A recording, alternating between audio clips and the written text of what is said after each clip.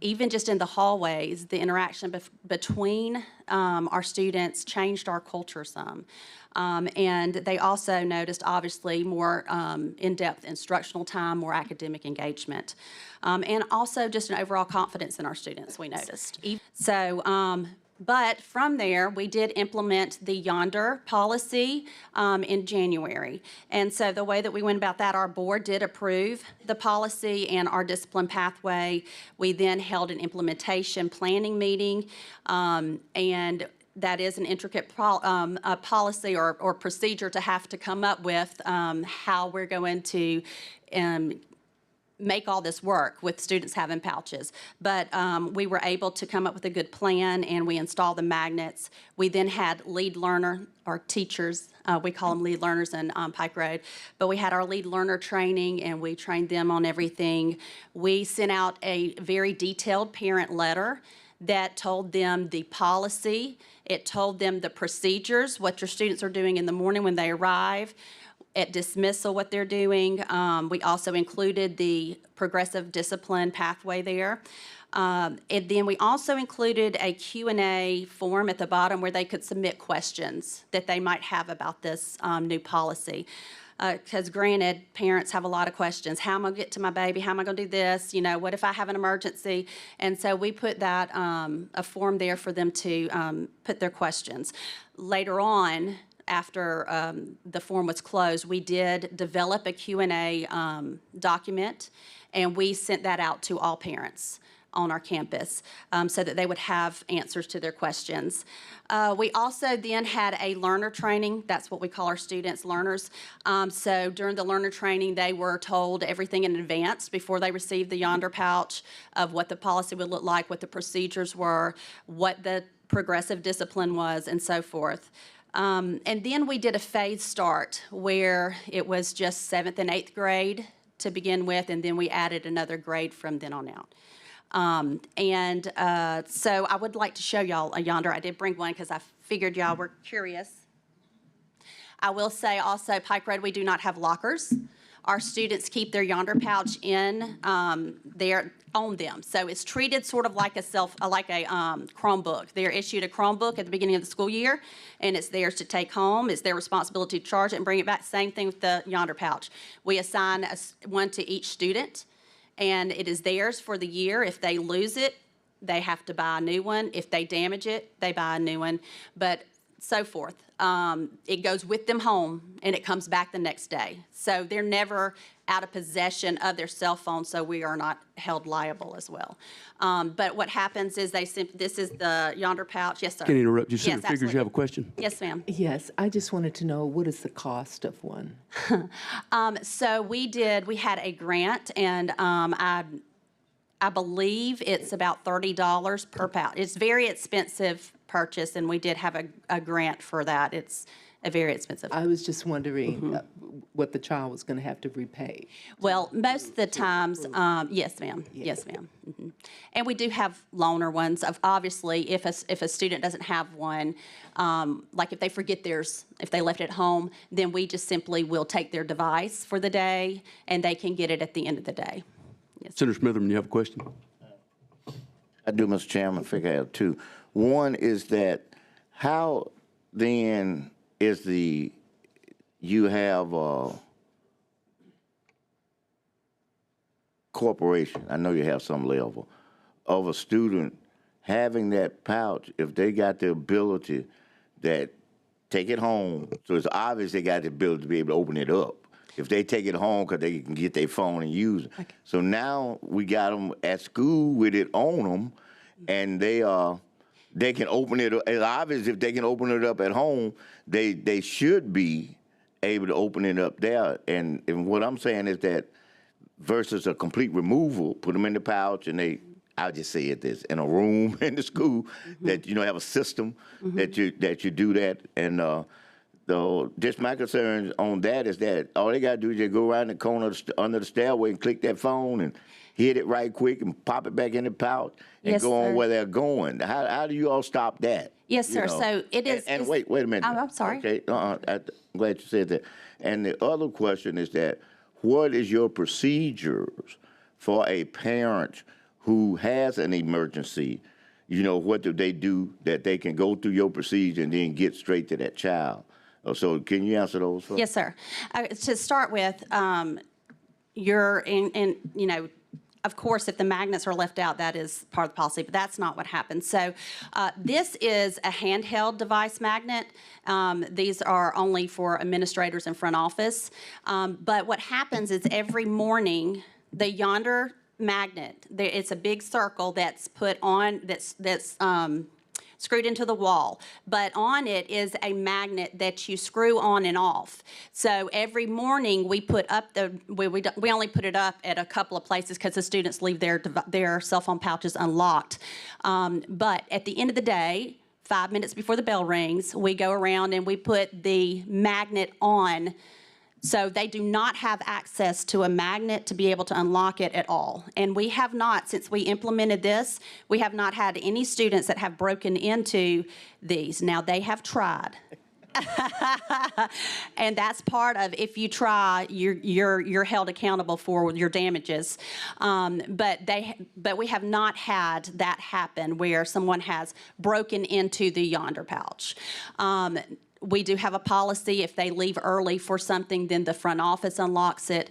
As for your emergency question, so that was obviously a question that parents had. And so if there is an emergency, the parent is to call the front office. The front office immediately gets in touch with the child. If the child has an emergency, we immediately, well, if it's just that they need to call their parent, obviously they can come to the front office, or if they're not feeling well, they call them from the nurses station. But talking about an overall school emergency, it is ideal not to have cell phones in their possession during that because it does cause safety issues. So that's, I hope I answered your question. You did. Okay. You did. Any other questions from members? Ms. Wright, thank you for taking the time from your day to be here with us today and answer some of our questions and tell us how well it's been working in your school system. Yes, sir. One thing that this bill does is it does not dictate what type of device you use for your storage. It says it's stored off their person in a locker, a car, or similar storage location, and that's up to the local systems. Whatever their method of securing and storing those cell phones, that's strictly a local system for the system to decide. What we tried to do with this piece of legislation, obviously we changed the date. The implementation date was 26/27. We're going to go ahead and have this effective at the beginning of this upcoming school year of 25. So by July 1st, each local board of education will have their wireless communication policy adopted. And I don't think, I mean, this group of superintendents we have here today, I'm talking to them, they have their wireless policy in place. So that's not going to be anything new for them to have to come up with or do. They already have it in place. But that would be, then it would be available for the students, the parents, the faculty prior to school beginning that year. There are also a couple of changes or additions. This bill would have a internet safety policy that would come from the local board of education. And also, the bill would also require students to receive instructions on the risks and benefits of social media and how to use social media safely before entering the 8th grade. The State Department will develop that program, and it will be administered through the local board of education before these children reach the 8th grade. Senator Smitham, you have a question? When you get through that, Okay. I'll comment. All right, and then the last part, the component of the bill, it says, on or before October 1st of 2025, the State Department of Education shall develop a survey to assess the level of participation and compliance with the policy. On or before June 1st of each subsequent year, the annual survey shall be submitted to the principal and the local superintendent and the local board of education and the state board of education. What we're trying to do in this first year is get a baseline. We want to know where is our compliance level with this law across the state, in every classroom, in every school throughout the state. So first year, there's just a baseline. The second year, beginning in 26, failure of a school to meet the minimum standards of compliance with the policy of this act shall result in a deduction of 30% of the school's common purchase funds. And so, you know, I think, I'm not going to speak for them, but I can tell you from the superintendents that I have here this morning that if their school were to come up that first year, corrections would be in place so that that school did not appear the second year that survey was taken. Any questions from any of the members? Senator Figures, you're recognized. Thank you, Mr. Chairman. I love the idea of us not only finding out about the compliance, but also how effective it was among the students' behavior and their focus, if you will. Principal, I'm sorry, I forgot your name. Wright. Mrs. Wright from Pike Road. They assessed their students and found the difference in them. So I think that would be another key factor for having this legislation as well, not only just compliance, but to actually have, you know, what it did. Okay, thank you. Thank you. I'll be happy to work with you on that if you'd like to. Oh, yeah, we something. could do an amendment on the floor. So. We can do that, okay? We'll talk about it, okay? Senator Smitherman. Thank you, Mr. Chairman. Yes, sir. First thing I would like to say is that I'm in full agreement with what we are trying to do. I just want to make sure you understand that. You said something that is really a concern of mine as it relates to our young people. You said that they had more robust debates and conversations. They actually talked as they was moving, going back and forth to get in their prospective places by a certain time. And that's one of the things that these phones have created. Social media and these phones have created where there is no emotion, there's no understanding. It's just words. If you text me something right now, me not seeing you and seeing the smile and seeing your demeanor, I can interpret those words meaning anything. If you said Smitherman is a bad legislator, you may be talking about, I'm a good one. He's real bad, man. He's good.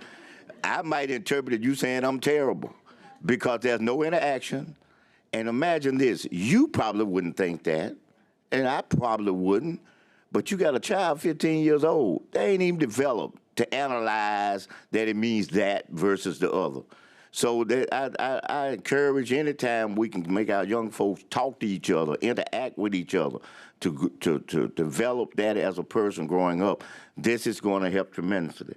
Also in the classroom, where you're not going to have people leaning over to the side trying to hit a message to somebody or something else. It's going to make them an opportunity for them to be focused. So I had to say that first. But however, I do have some concerns, not about that whatsoever. And this is not a throwback to Pike Road, New York, but it's just a reality that I'm going to set. You all, I'm using my own words now. You all system, y'all got big money. Big money, yes you do.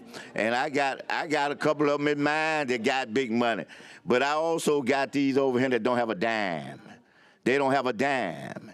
They can't implement to get those pouches. And especially when we talking about this thing by next school year, we can't even give them a grant because we don't even get our grants to October 1st. So we're going to set these schools up to fail right off the bat. They don't have money. It's hard sometimes for people who represent affluent districts and who live in that lifestyle to understand that everybody ain't like that. That's why you don't have superintendents here who are in those systems in part because they probably can't afford to be out financially to get here, to be here for that district. So I'm saying that, and I always talk to my colleagues about this. What you hear me talking about now is the wings. The incidental and intended, all of this, what we talking about here is the intended, and I'm all for that. But and I'm just talking about college, this has to be addressed before this is implemented because we are just setting up systems to fail, and they're never going to get out of the hole for failing. Why? Because we don't, I'm just talking about college, we don't properly fund public education. I mean, you know, we make exceptions for choice schools, charter schools, and everybody else, and then we ain't adding to the dime for the public. We are taking extra money and doing other stuff, but we want to make them come up to a certain level, and we don't give them the money. This is one of them. They don't have the funds to get those pouches at $30 a piece.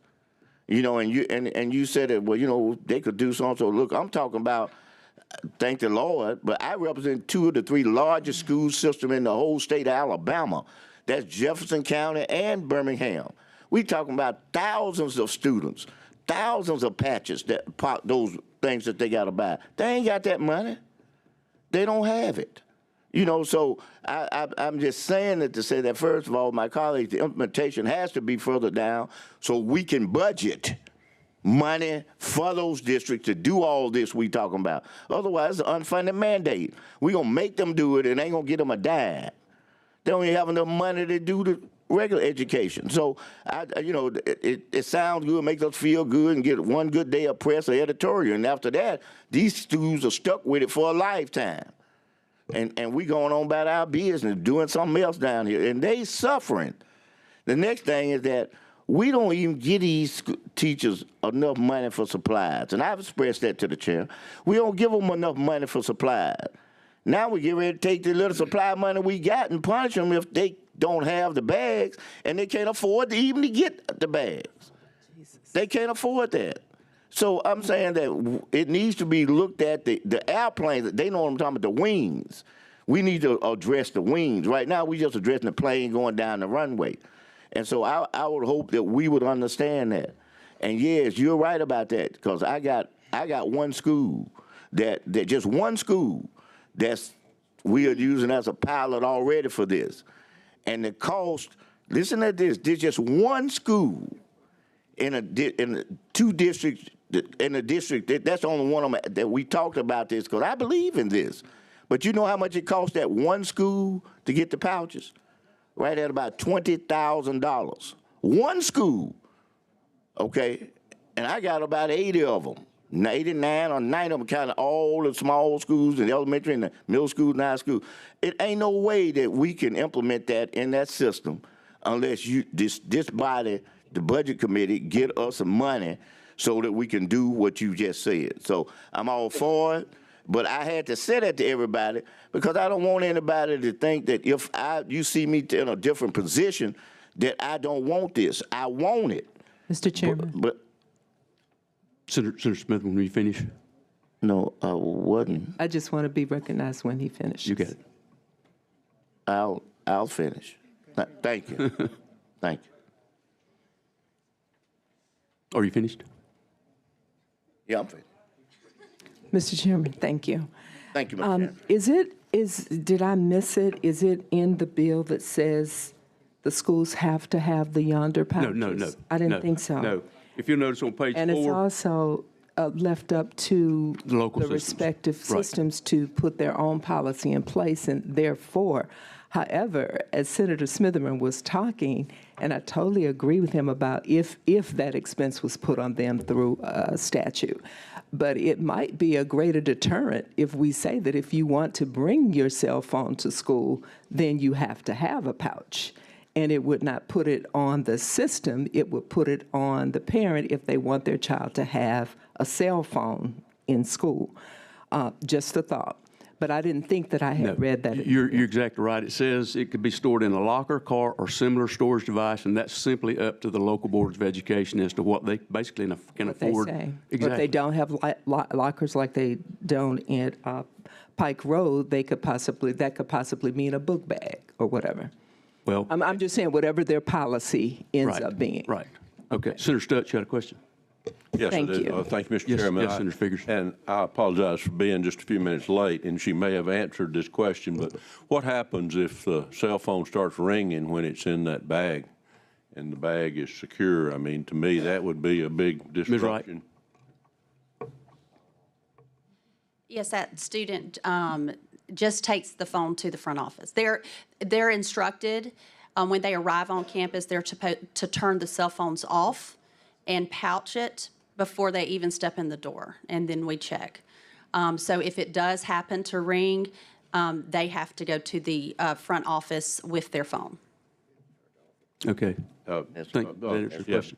Thank you. And I certainly support the concept of this, but as I have shared with you before, I don't think this kind of thing should be a legislative issue. I think the State Board of Education ought to be adopting these kind of policies And, you know, I mean, I grew up in an era when there was discipline in schools. And to me, the rule, you bring your cell phone to school, you lose it.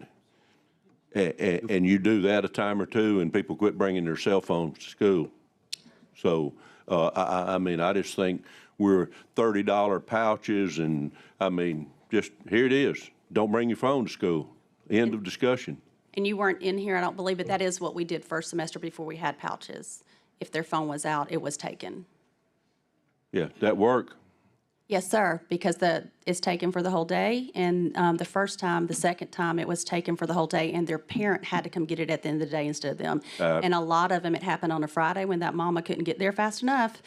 And so they went all weekend. And one time it happened when we had a Monday holiday, and so they didn't have their phone over a 3-day weekend, and that's about the biggest impact you can have. Absolutely. sounds like a That's the way- great I think deterrent. that's the way it ought to be Yeah, done. that got some Thank attention you. right there. Okay, members, we're up against the clock right here for Chairman. Senator Hatcher. I just want to make a quick comment. I do know that we are, you know, Generation X and baby boomers. Let's be clear that the cell phone, and I agree with Senator Stutz. I see Superintendent Mackey out there. One of the things I think that the state board would probably need to look into is how, from a developmental standpoint, how we move this particular apparatus to a much more teachable experience. In other words, a part of what Senator Figgers alluded to in terms of how we go about helping our young people to understand the use of this device as a way of it being a teaching tool as well. Because what we did find out in COVID is that we have 2-year-olds who can navigate these like nobody's business. And so a part of where we're heading in terms of our educational pedagogy is understanding how this technology is going to be used and is used now within the educational space. And so it's encouraging, Mrs. Wright, that the students have been able to engage because that's been a problem, a deficit in terms of social interaction.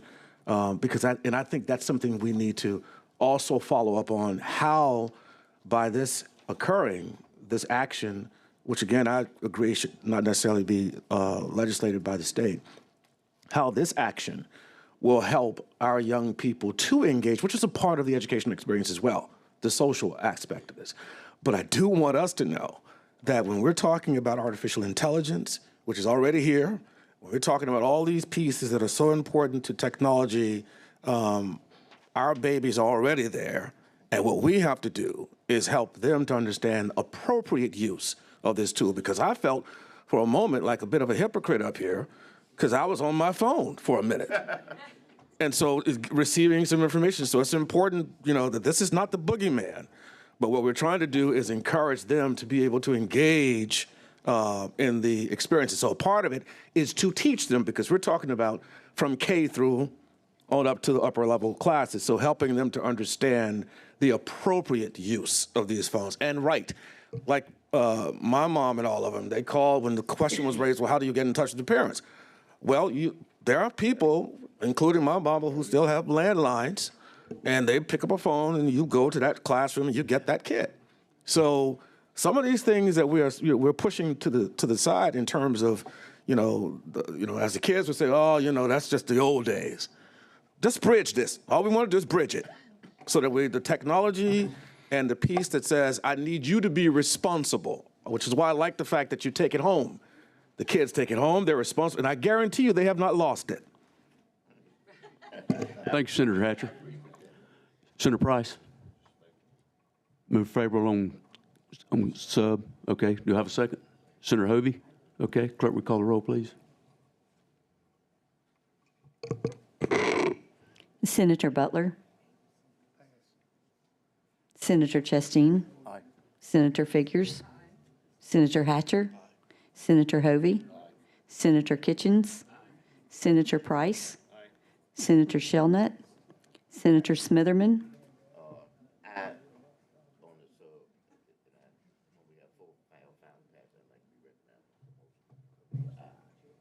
Senator Stutz.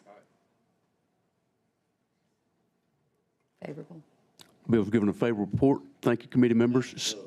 That's a sub. We adopted the sub. Now we're back on the bill. Okay. Move for favorable on the bill. Second. All right, any objections using the previous roll? Okay, Senator I'd like to Smitherman, be you're recognized recognized. for the vote if I could. Okay, for the vote, you can. Yes, sir. All right. I just wanted to say to the committee, because we're the one involved in it, is that I'm going to vote to get the bill out of committee, but I will, on this present form, have an amendment dealing with the not taking this supply money as the punishment.